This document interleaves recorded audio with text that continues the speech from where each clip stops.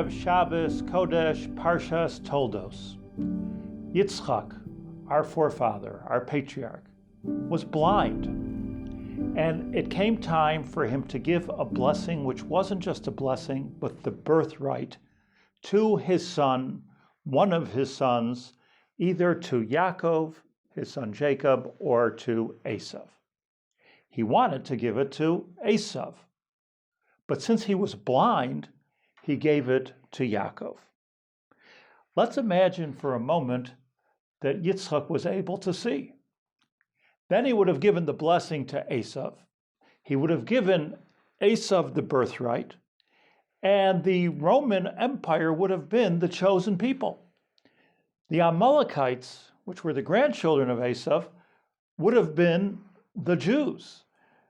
And all of the atrocities of the Germans and all of our enemies before us would have been the blessing of Yitzchak. How could that be? And let's look for a moment at how Yitzchak became blind anyway. The Talmud says homiletically that when Yitzchak was bounded onto the altar, when he was almost sacrificed, he opened his eyes and he saw angels in the heavens crying, and the tears of the angels fell into the eyes of Yitzchak. And from that moment, he couldn't see. What does that even mean? My understanding is that at the moment of the Akedah, at the moment of this binding, Yitzchak became blind to his own view and submitted himself to the view of the heavens.